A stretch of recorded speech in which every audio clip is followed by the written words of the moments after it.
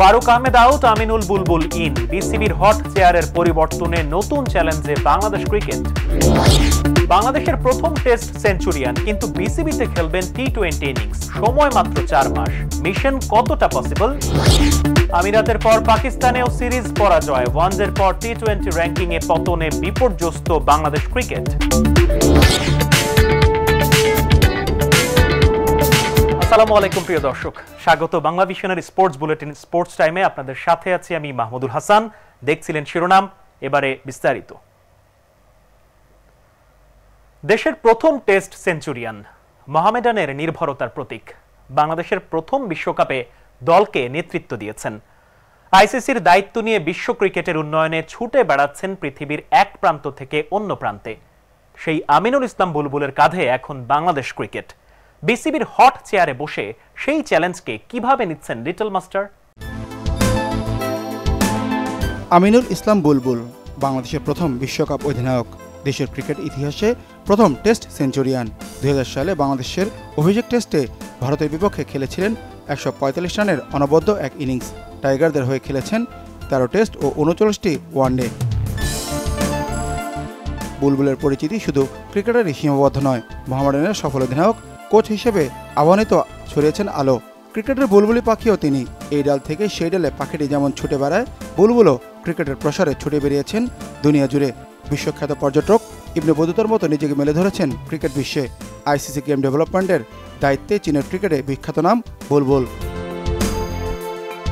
ক্রিকেটের ফেরিওয়ালা বুলবুলের সবচেয়ে বড় কৃতিত্ব চীনাদের ক্রিকেট শেখানো। তার হাত ধরে চীনারা শিখেছে কিভাবে ক্রিকেটে এগিয়ে যেতে হয়। চীন এখন স্বপ্ন দেখছে আন্তর্জাতিক ক্রিকেট খেলার। চীনের ক্রিকেট জনক বুলবুলকে বললেও বেশি বলা হবে না।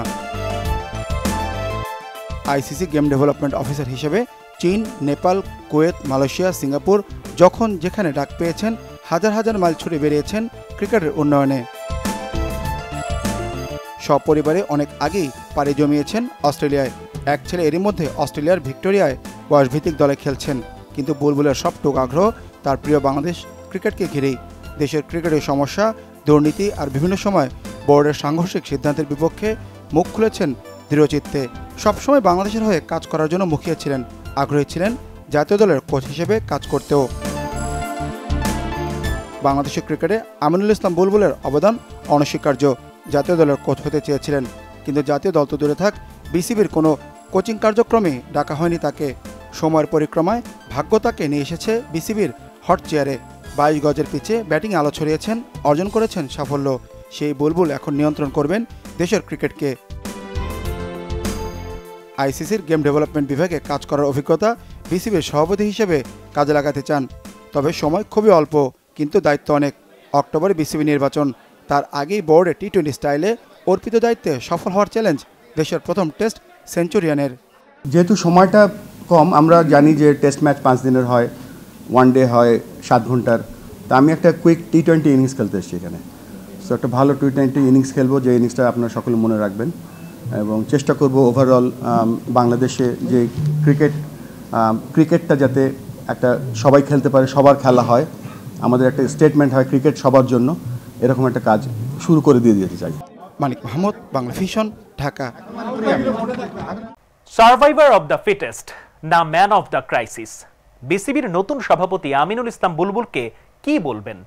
মাঠে ও মাঠের বাইরে কঠিন সংকটে বাংলাদেশ ক্রিকেট। বুলবুল কি পারবেন দেশের ক্রিকেটকে সঠিক নির্দেশনায় টেনে তুলতে? বাংলাদেশ ক্রিকেটে এখন এটি $1 মিলিয়ন প্রশ্ন। মাত্র 9 মাস আগেই তিনি ছিলেন ডুবতে থাকা তরীর কাণ্ডারি। 9 মাসে বাংলাদেশ ক্রিকেট নতুন জীবন পাক আর না পাক, ডুবেছেন ফারুক আহমেদ।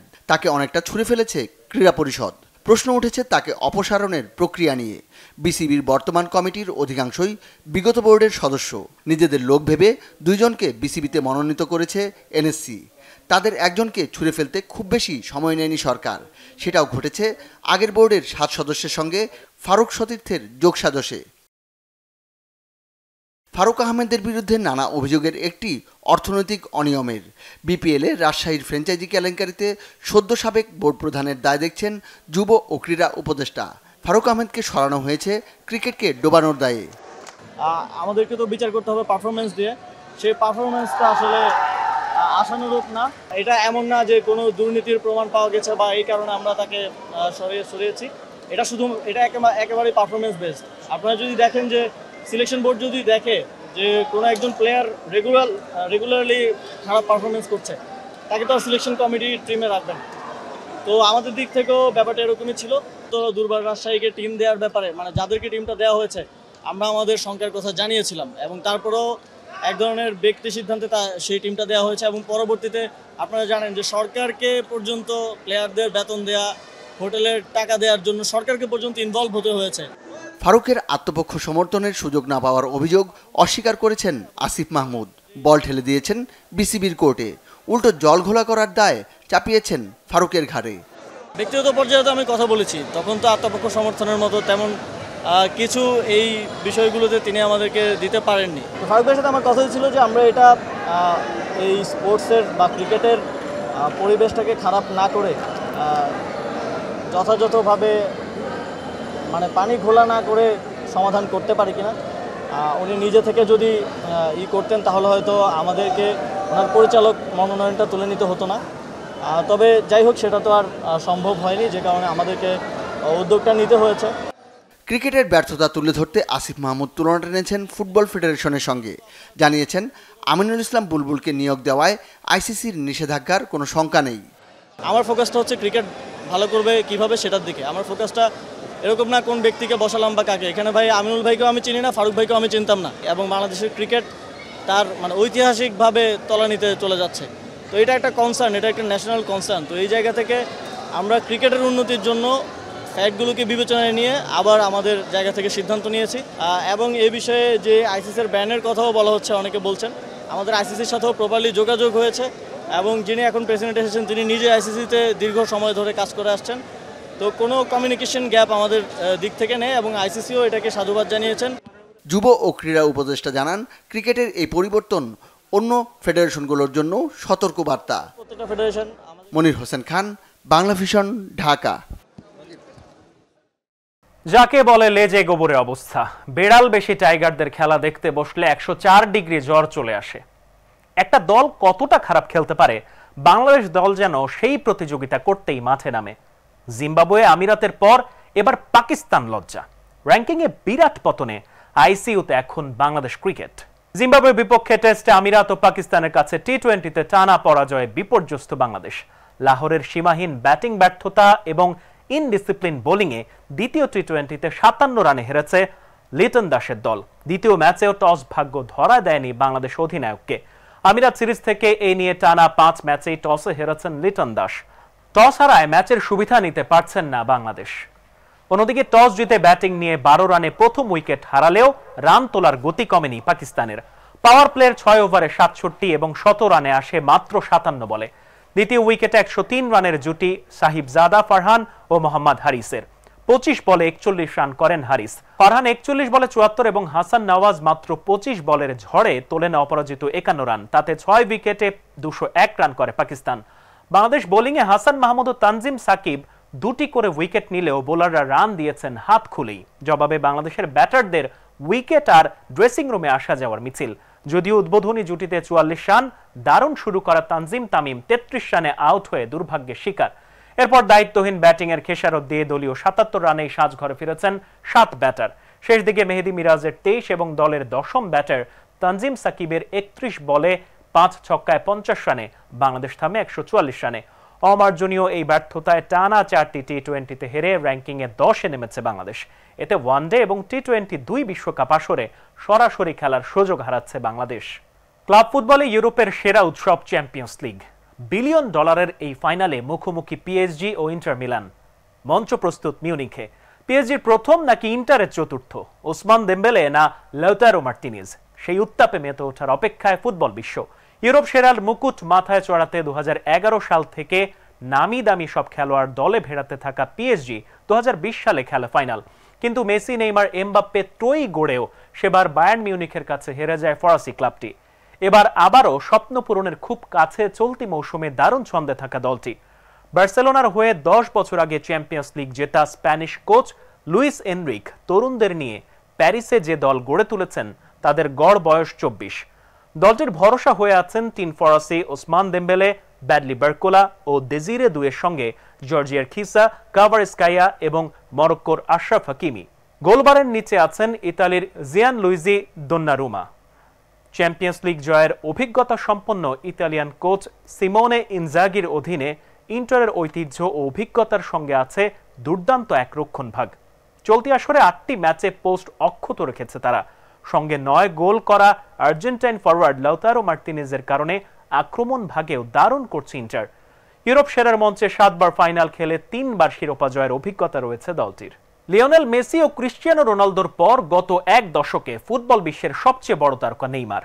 অনেক স্বপ্ন ও রেকর্ড পারিশ্রমিকে ইউরোপে এসেছিলেন, কিন্তু ব্রাজিলের হয়ে সবচেয়ে বেশি আন্তর্জাতিক গোল করা এই তারকার বিশৃঙ্খল জীবন, পার্টি এবং ইনজুরির ছোবলে খুব বেশি একটা সাফল্য জোটেনি। সৌদি লীগ হয়ে সান্তোসে ফিরলেও তাও সুখকর হয়নি। কার্লো আনচেলত্তির প্রথম দল থেকেও বাদ পড়েছেন। তো নেইমার এখন কোথায় যাবেন? ঘনিয়ে আসছে ব্রাজিলিয়ান ক্লাব সান্তোসের সঙ্গে নেইমারের চুক্তির মেয়াদ শেষের সময়। 33 বছরের ব্রাজিলিয়ান ফুটবল সুপারস্টার শৈশবের ক্লাবটিতে রয়ে যাবেন নাকি বেছে নেবেন নতুন ঠিকানা, এ ব্যাপারে এখনো কোনো সিদ্ধান্ত নেননি নেইমার জুনিয়র। তবে গুঞ্জন আছে সান্তোসের সঙ্গে তার চুক্তির মেয়াদ বাড়ার। ব্রাজিলিয়ান ক্লাবটিও অন্তত 2026 বিশ্বকাপ পর্যন্ত ব্রাজিলের রেকর্ড স্কোরারকে ধরে রাখতে চায়। সান্তোসের সঙ্গে নেইমারের চুক্তি শেষ হবে আগামী 30 জুন।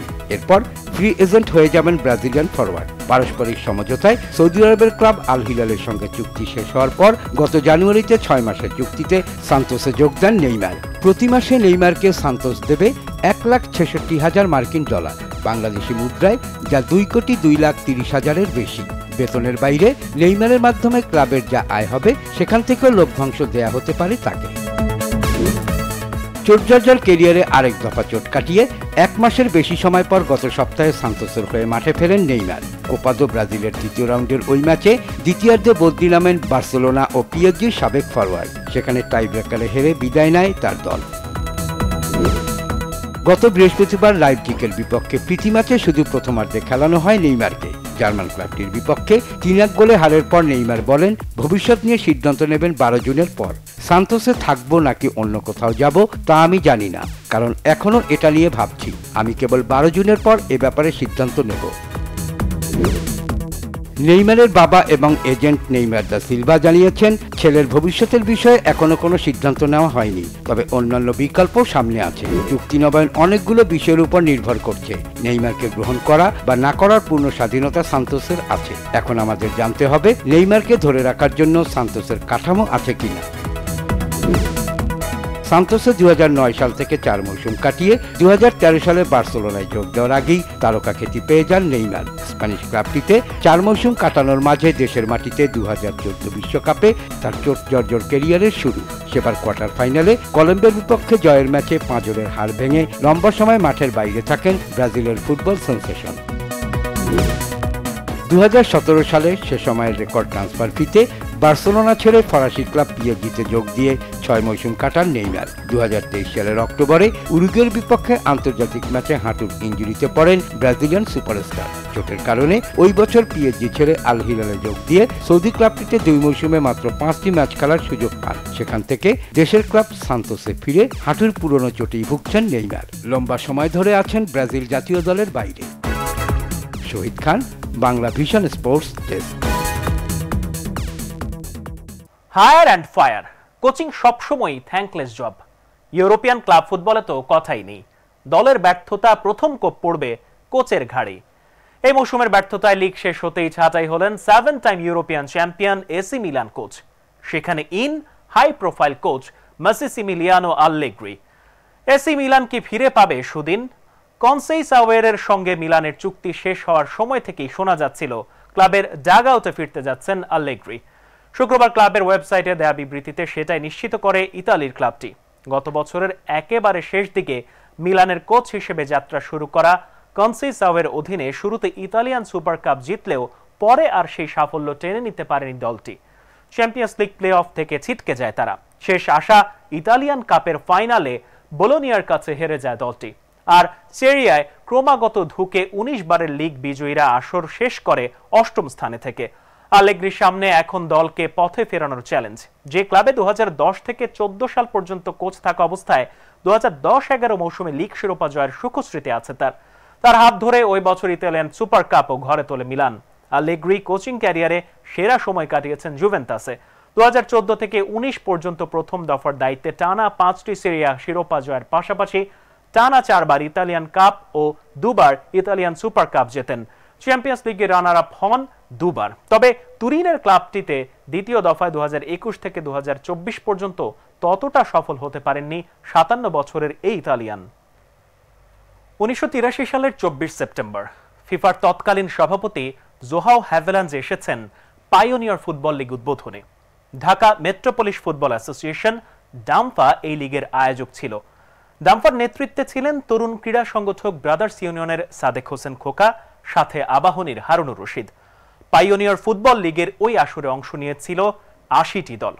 বাংলাদেশের মতো একটি দেশের চতুর্থ বিভাগের লিগে 80টি দল খেলছে, ফিফা সভাপতি তো বিস্মিত। হ্যাভেলাঞ্জ বাফুফের সভাপতি মেজর অবসরপ্রাপ্ত হাফিজউদ্দিন আহমেদকে জিজ্ঞেস করেন, ফিফা র্যাঙ্কিংয়ে বাংলাদেশের অবস্থান কত? এশিয়ান ফুটবলে তোমরা কোথায় আছো? বাফুফের সভাপতি তো লজ্জায় উত্তর দিতে পারছেন না, কিন্তু ফিফা সভাপতির ঘোর যেন কাটছেই না। হ্যাভেলাঞ্জ বিশ্বাস করতেই পারছেন না বাংলাদেশের মতো একটি দেশের চতুর্থ বিভাগে এতগুলো দল খেলছে। ক্রীড়া সংগঠক হিসেবে সাদেক হোসেন খোকার ক্যারিশম্যাটিক দক্ষতা এখানেই। ক্রীড়াঙ্গনে যেখানেই হাত দিয়েছেন আলো ছড়িয়েছেন। জাতীয় ক্রীড়া পুরস্কার প্রাপ্ত এই মহান সংগঠক রাজনীতিবিদের প্রতি গভীর শ্রদ্ধা জানিয়ে শেষ করছি আজকের স্পোর্টস বুলেটিন স্পোর্টস টাইম। সবাই ভালো থাকবেন। আল্লাহ হাফেজ।